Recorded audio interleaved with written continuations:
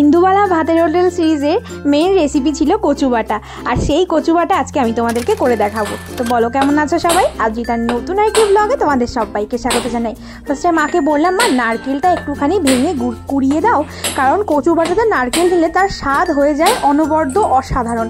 তো সেই কারণে মা নারকেল ভাঙতে বসে গেছে। এই যে নারকেল ভাঙা হয়ে গেছে, এইবার বললাম নারকেলটা কুড়িয়ে দাও। তো সেই কথা মতো মা নারকেল কোড়াতে বসে গেল, আর নারকেলটা খুব কারি পুরো ছিল। তো মা এই যে নারকেল কোড়াতে বসে গেছে। নারকেল কোড়ানো হয়ে গেলেই কচুটাও ওরকম করে সুন্দর করে ঘষে দেবে।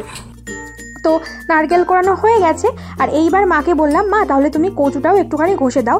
মেইনলি কচু বাটাটা রেসিপিটা আমি তোমাদের সাথে শেয়ার করছি, কিন্তু প্রসেসিং পুরো কাজটাই কিন্তু মাই করেছে। দেখো এই যে ঘষে দিচ্ছে খুব সুন্দর করে। আর এটা ঘষাটাও কিন্তু খুব একটা কষ্টের কাজ, কারণ অনেক সময় হাত চুলকায়। মানে কচু ভালো হলেও এই যে ঘষার সময় না হাত চুলকায়। যেরকম আমার তো ভীষণই অ্যালার্জির প্রবলেম। যে কচু খুব ভালো হয়, খেলেও কোনো প্রবলেম হয় না, সেই কচু খেলেও আমার গলা চুলকায়। তো এইবার কচুগুলো দেখো কি সুন্দর করে ঘষা হয়ে গেছে, আর সাদা দপদপ করছে।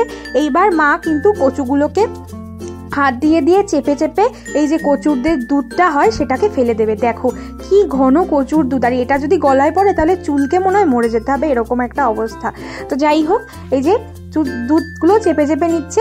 আমি জিজ্ঞেস করছি, মা তোমার হাত চুলকাচ্ছে না? বলছে একদমই না, একদমই হাত চুলকাচ্ছে না। তো দেখো কতটা এক্সপার্ট না হলে এরকম হয়। মানে অ্যাকচুয়ালি বয়সটা তো দেখতে হবে, করতে করতে এতটা অভিজ্ঞতা হয়ে গেছে যে তার আর হাত টাত কিছুই চুলকায় না। যাই হোক, এবার আমি এখানে বেশ পরিমাণ কাঁচা লঙ্কা দিয়ে নিয়েছি।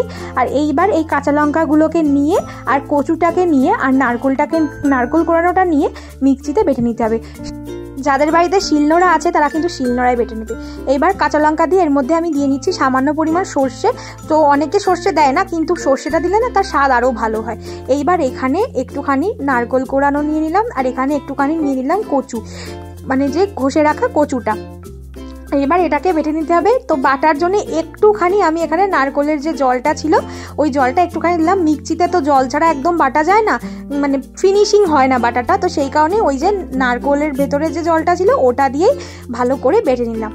তো দেখো ফাইনালি সবগুলো বাটা হয়ে গেছে, কিন্তু অনেকটা হয়েছিল, এতটা তো আর একদিনে খাওয়া সম্ভব না। আমি 2 পাত্রে রেখেছিলাম। তো আমি এই যে থালাতে তেল নিয়েছিলাম, সরিষার তেল।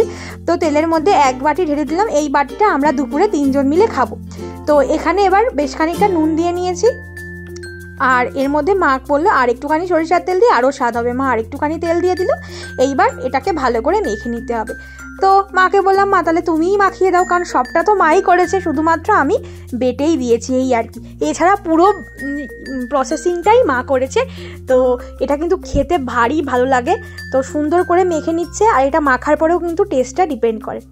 তো চলো এবার খেতে বসা যাক। আর তোমরা কারা কারা এরকম কচু মাখা খেতে, কচু এরকম বাটা খেতে ভালোবাসো অবশ্যই কমেন্ট করে জানিও।